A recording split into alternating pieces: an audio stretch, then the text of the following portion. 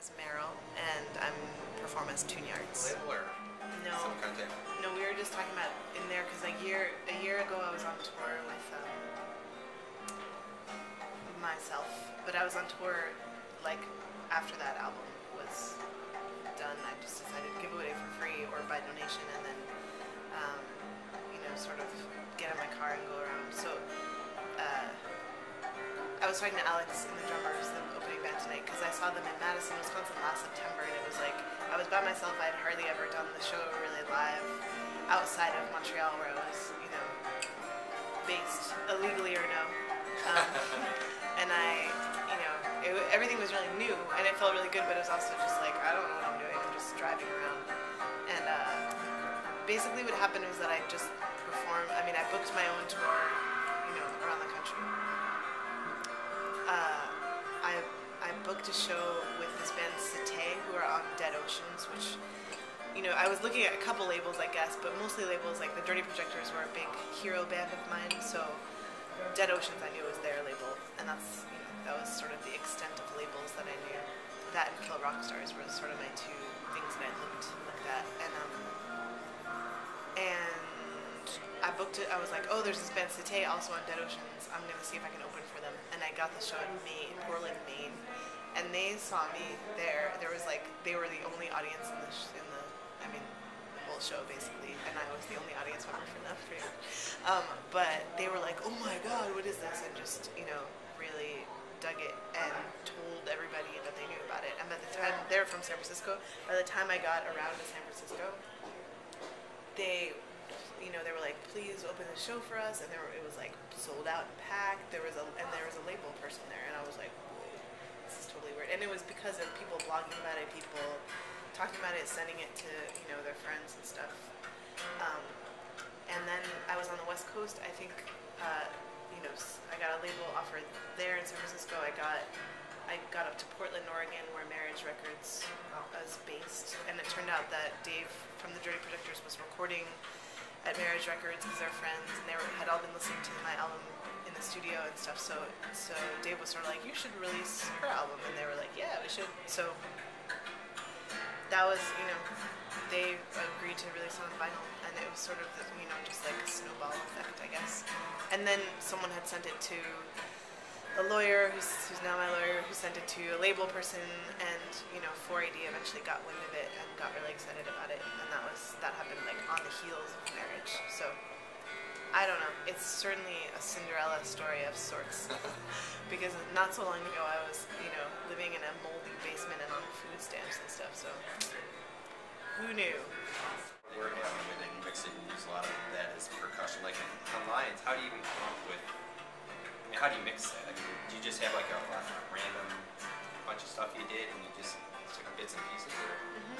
I mean, a lot of it's about selection, like erasing things and open space. In the Lion song, I was on a ferry and I just took of the ferry noise, and then I increased the volume at regular intervals, so it would be ba, ba, and that was part of the rhythm of it. I mean, I think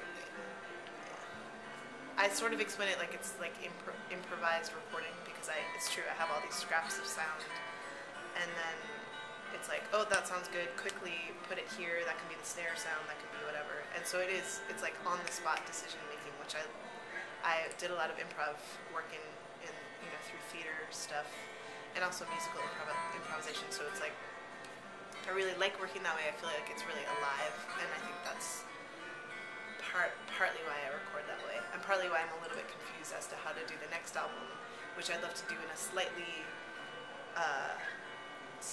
higher quality of just capturing sound, but still maintaining that sense of instant decision making that happens. It was a college exchange program. It was like a miserable and wonderful time.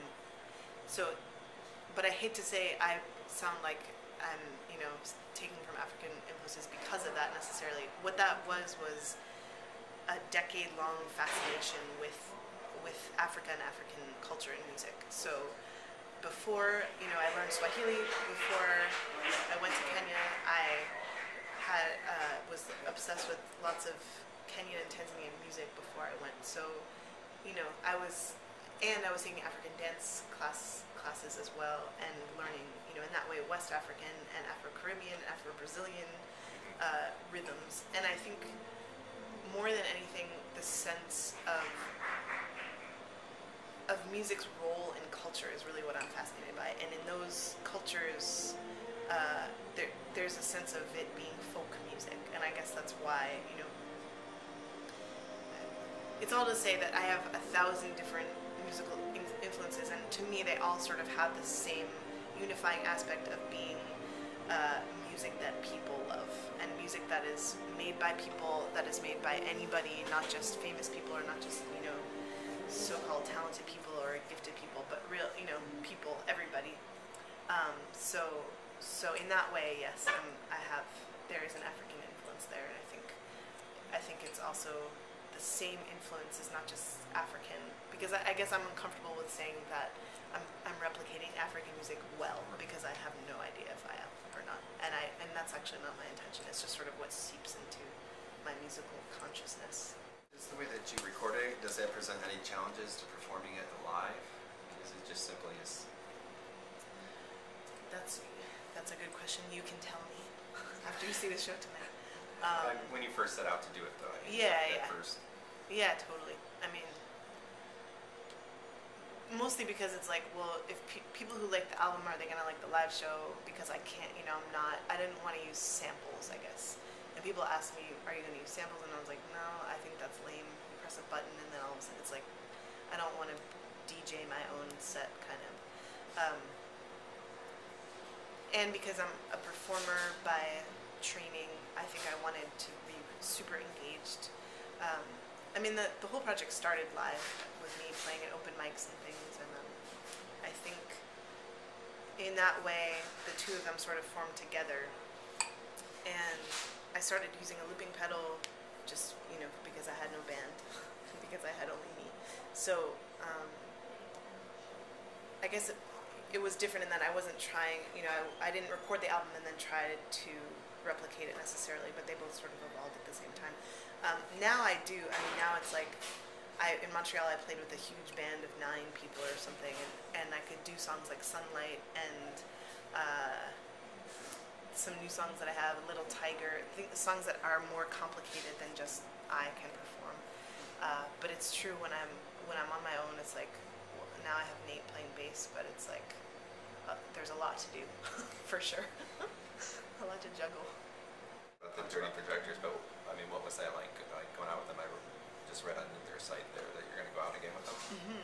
Yeah, it was awesome.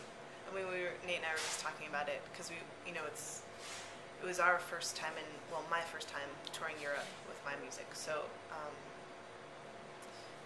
that was a dream unto itself. But then to tour with one of my favorite bands, and also a band that I actually cried one night because I was missing their set while I was doing something else.